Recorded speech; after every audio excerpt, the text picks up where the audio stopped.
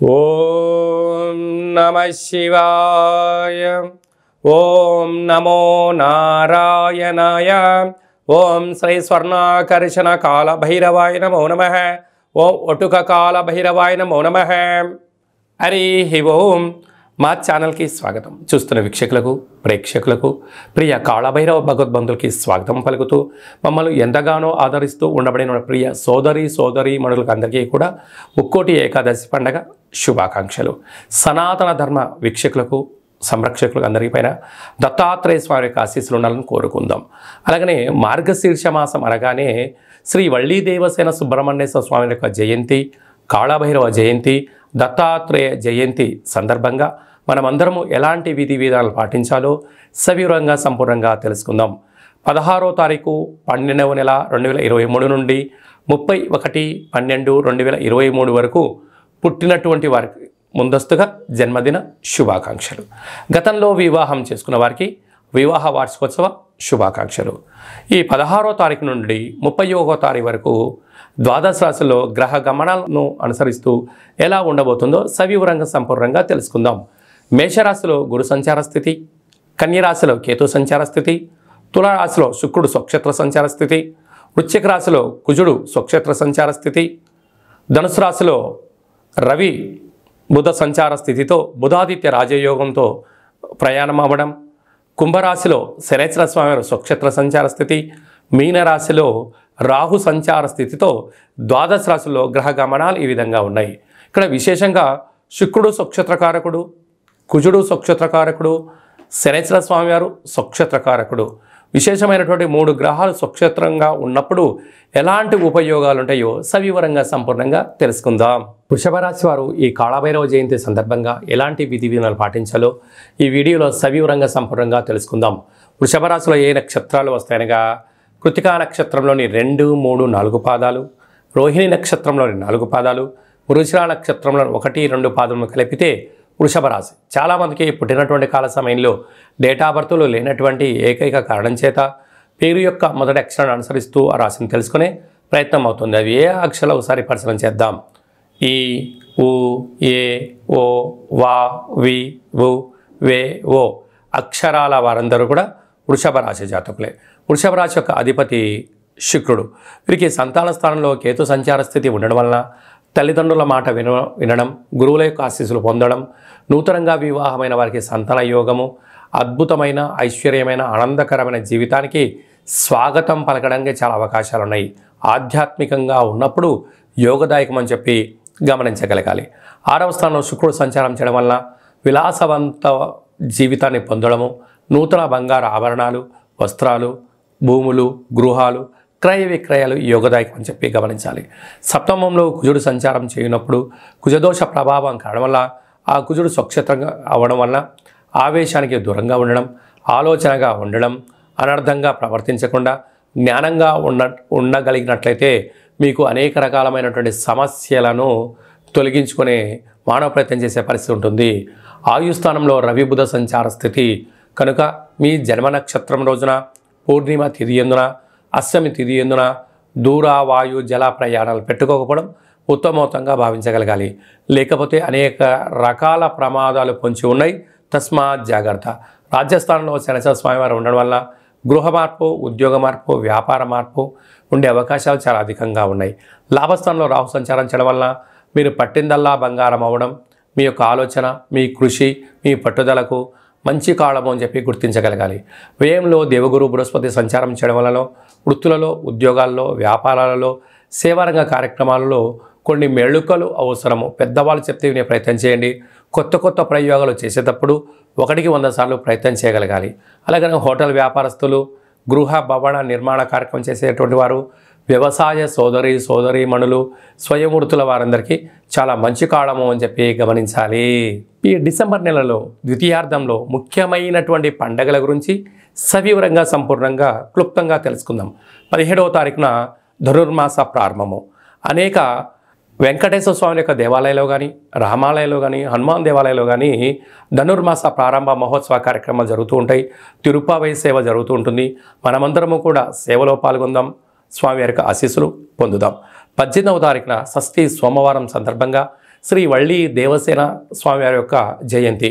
పుట్టలో పాలు పోద్దాం, పంచముఖ నాగేంద్ర స్వామివారికి పాలు పోసి అభిషేకం చేసినట్లయితే జాతకంలో కుజదోషము, సర్పదోషము, నాగదోషము తొలగిపోయి వివాహం కాని వారికి వివాహము, సంతానం లేని వారికి సంతానము, ఉద్యోగం కావాలి అనుకున్న వారికి ఉద్యోగము, సంపూర్ణమైనటువంటి కుజ, సర్ప, నాగ, పితృదోషాలు తొలగిపోతాయని చెప్పి గమనించగలగాలి.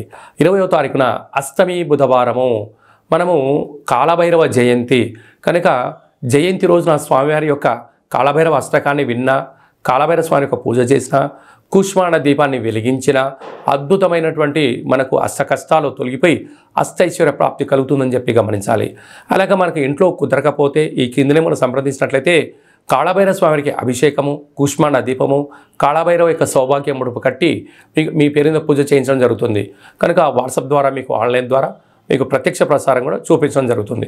అలాగనే 26వ తారీఖున మార్గశిర మాస శుద్ధ పూర్ణిమ, ఇక దత్తాత్రేయ స్వామి యొక్క జయంతి కనుక మనకు సంవత్సరానికి వచ్చేది ఒకరోజు కనుక దత్తాత్రేయ స్వామిని స్మరించడం, ధ్యానించడం, గురుచరిత్ర పారాయణం చేయడం, శునకపు మహారాజులకు కానీ, గోమాతలకు కానీ, పచ్చిగడ్డిని కానీ ఆహారాన్ని దానం చేయడం వల్ల సంపూర్ణంగా మనం ఋగ్వేదము, యజుర్వేదము, సామవేదము, అధర్వణ వేదాన్ని చదివినా, పారాయణం చేసినా, విన్నా ఎంత పుణ్యం కలుగుతుందో మనం కూడా దత్తాత్రేయ స్వామి వారి యొక్క దర్శనము, పఠనము, శ్రవణము యోగదాయకమని చెప్పి గమనించగలగాలి. ఇంకను ఈ డిసెంబర్ నెలలో ద్వితీయార్థంలో అద్భుతమైన విజయం సాధించగలగాలి అన్నట్లయితే ఏం చేయాలో కూడా మనం తెలుసుకుందాం. ఈ యొక్క పాత్రను కంచు పాత్ర అంటారు. కాళభైరవ స్వామి వారి యొక్క స్వర్ణ ఆకర్షణ అక్షయ పాత్ర అంటారు. మనకు రాసులు 12 ఎలా ఉంటాయో ఇందులో 12 రాసులను అచ్చు వేయడం జరుగుతుంది. ఈ యొక్క పాత్రను మన అరచేతిలో ఇలా పెట్టుకొని ప్రతిరోజు ఉదయము, సాయంత్రము పూజ చేసిన తదనంతరము 2 అగరబత్తులు వెలిగించి తిప్పి పక్కన పెట్టి మన మనసులో ఏదైతే కోరిక కోరుకొని ఇలా ఒక్కసారి ఇలా శబ్దం చేసినట్లయితే ఓంకార శబ్దం రావడం జరుగుతుంటుంది. ఇలాగా ఇక్కడ